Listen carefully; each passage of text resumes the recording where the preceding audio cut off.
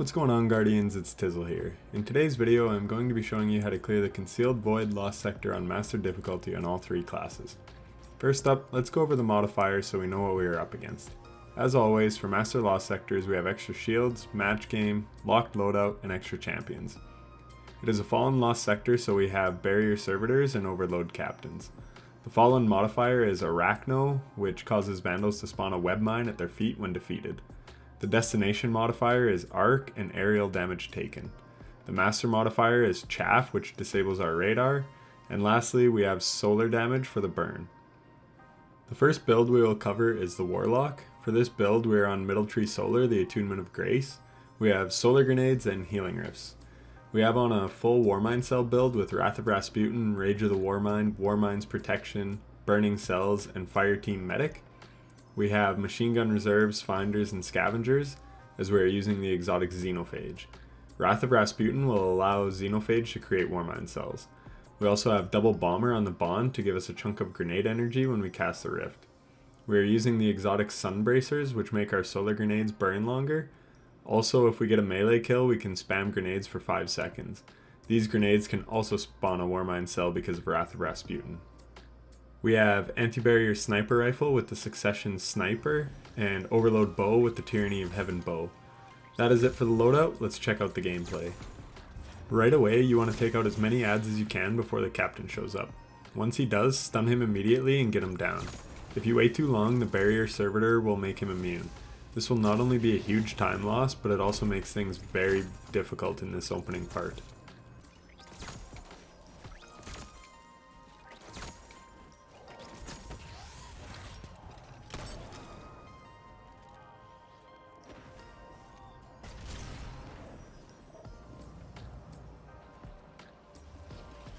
Once I stun the servitor, my goal is to take out as many adds as I can while they are not immune, as this will make our life much easier. I then deal with the servitor and take him out as fast as I can. This is important to do as you do not want to be dealing with a bunch of immune adds in this tight space, so don't be afraid to expel heavy ammo to do so. I then kill the rest of the adds. You can see my Warmind Cell explosion doesn't do much, and that is because I did not have Global Reach on. In the future, I would take off Warmind's Protection or Fire Team Medic and put on Global Reach instead. I just wanted to do some testing without Global Reach to see if it was needed. Spoiler alert, it is very good, as you probably already know, but in the next room I take out a bunch of adds with a Warmind Cell, so I wouldn't say you need it, but I would strongly suggest you run it.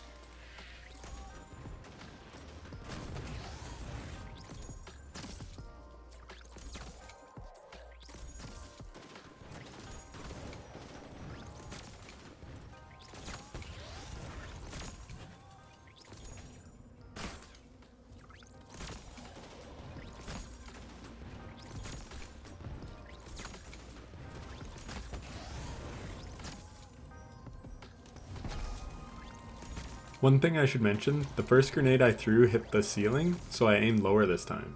If you didn't know, Sunbracers intrinsically have the perk Fastball, which allows you to throw grenades faster and further. So adjust your throws accordingly if you run this build.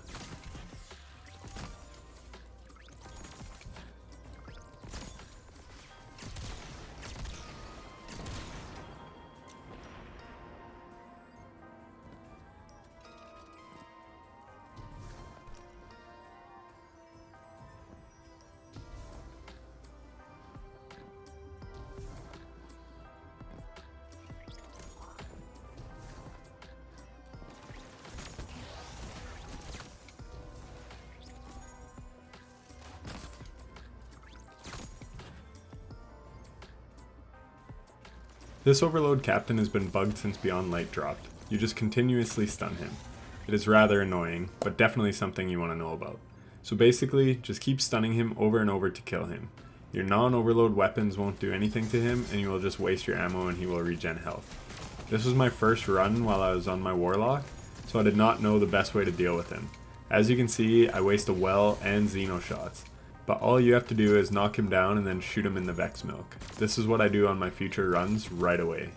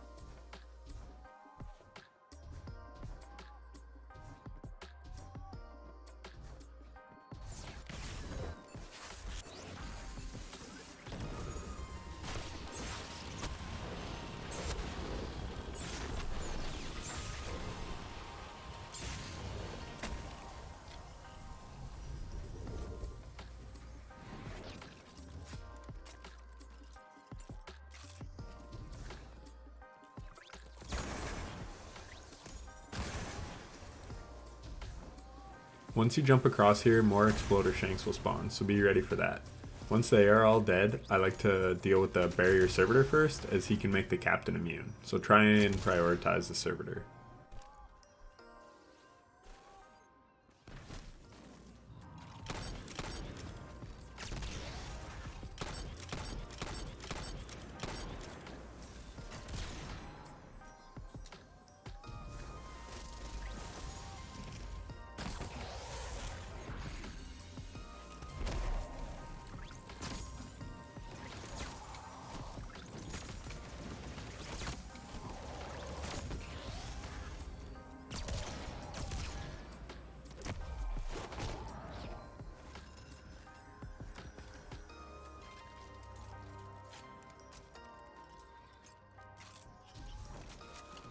For the boss room, you just want to be taking out adds whenever they aren't immune, and then chipping the boss down.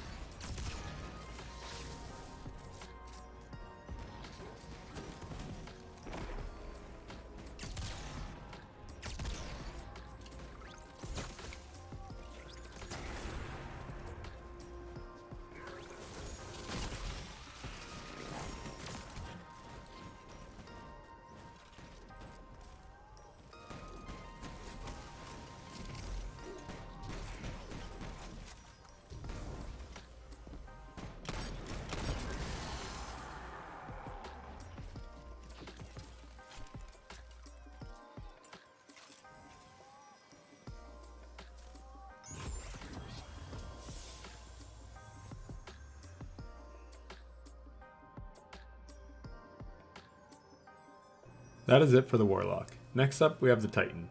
For this build, I am running Bottom Tree Sunbreaker, Code of the Siegebreaker. We have fusion grenades to deal with solar shields on the heavy shanks. Normally, I prefer thermite grenades, especially with this build, but we need a way to take down the shields easily. We are running a full solar Warmind build with Hollowfire Heart. This exotic reduces our ability cooldowns when our super is full. We also have on grenade launcher finders, reserves, and scavengers as we are using the exotic Anarchy. We have a kinetic bow with overload arrows with the accrued redemption, and we are using the Void Sniper Rifle Frozen Orbit with Anti-Barrier Sniper Rifle. This is for the Void Shielded Servitors in the boss room. That is pretty much it for the build. Let's jump into the run.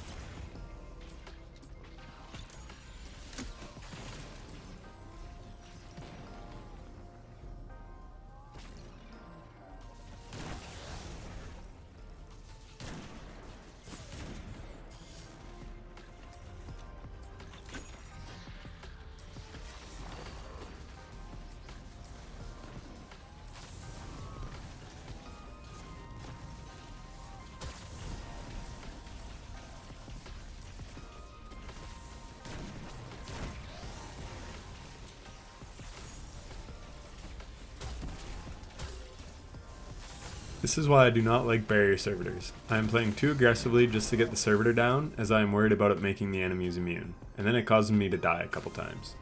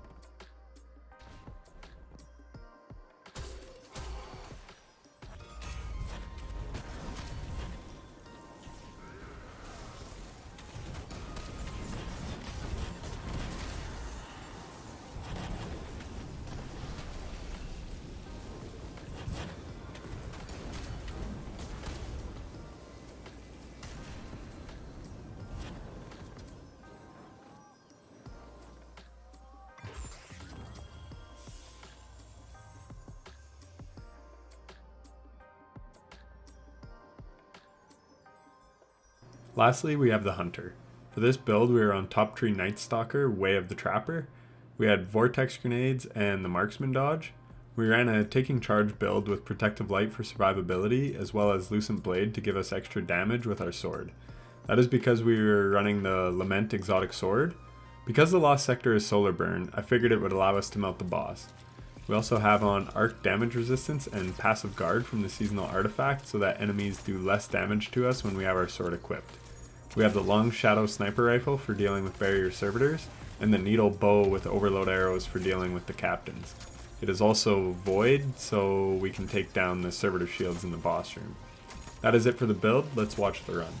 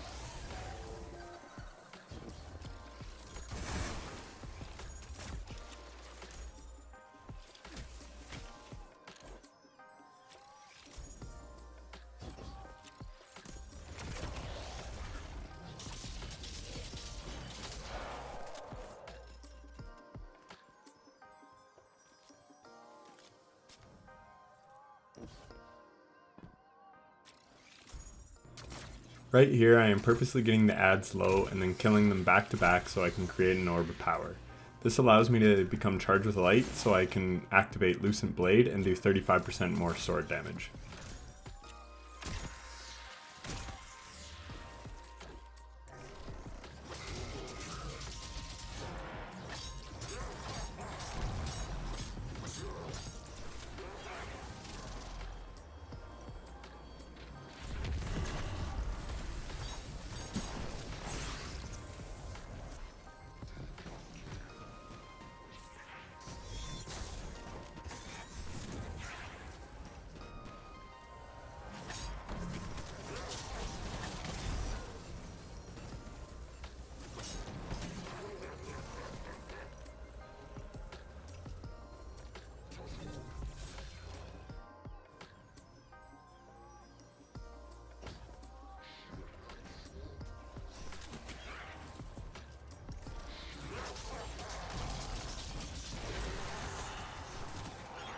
After seeing how well this build worked, I got extremely excited and decided to run it back with a more optimized loadout. I realized I did not need the Void Bow for the servitors in the boss room because I was on a Void subclass, and swords also ignore shields.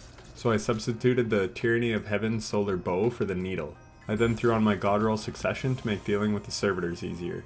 Even though Lament intrinsically has anti-barrier built in, it is unreliable in this lost sector because a lot of the servitors are floating. I then ran it back and this was the result. I am normally an aggressive player, and I love builds that can get quick lost sector clears if you play smart but aggressive. After Shadowkeep, I discovered a great build for doing nightmare hunts. I would run Invis Hunter with the Abide the Return Solar Sword for all the solar shielded enemies, and I would run the 4th Horseman Arc Exotic Shotgun for taking out the shielded knights. It was a very up close and personal playstyle, and it shredded adds. It allowed my teammates to run pure boss DPS and get us very quick clears. It even worked well solo if you played your cards right. I also soloed some nightmare hunts with the Assassin's Cowl and Top Tree Arc, running a melee focused build and then a 1-2 punch shotgun to delete the bosses. I wish I had a channel back then to show off some of the creative and effective builds I had, but at least I have one now. If you wanted to run this on the other classes, I would recommend Bubble Titan with Helm of St. 14. You would pop it at the boss room and go to town with Lament. And for the Warlock, I would run Well of Radiance. Again, pop it on the boss and start swinging. Noble Bomb would work well too. You could put in some damage, use the Noble Bomb to clear adds and do more damage to the boss, and then finish him with Lament. You definitely would want to run Passive Guard and Resistance mods on the other two characters, as you do not have Invis to help you. Fellwinter's Helm might be very good on the Warlock, as you could finish an enemy, allowing you to debuff the boss and blind the other enemies. Those are just some ideas. With all that said, a build like this one would make this a very farmable lost sector. Yes, the barrier servitors are annoying to deal with, and the bugged captain is easy to deal with when you know what to do, but you could optimize this further. I have spawned Warmind cells with Lament before, so you could run Wrath of Rasputin and Global Reach, and when you take out the captain in the middle room, boom, blow up the cell and clear that room. It would be quicker than what I did in this run. Stick with a solar bow because of the heavy shanks. Yes, you can take the shield down with Lament, but it is not ideal.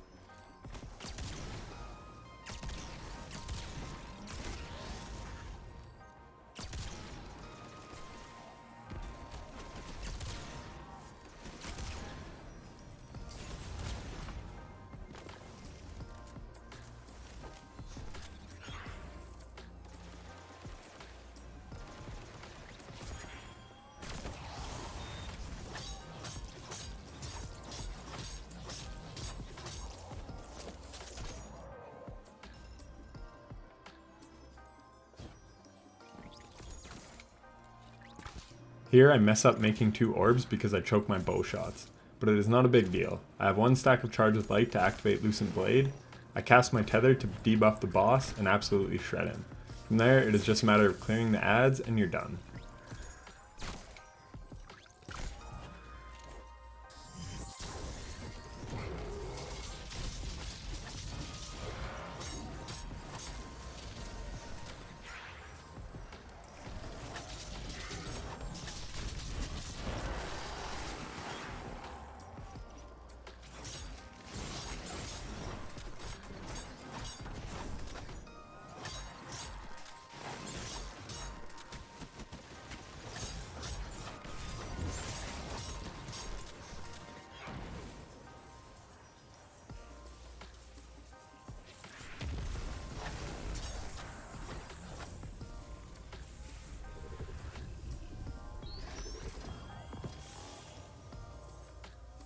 And with that, I hope you enjoyed the video.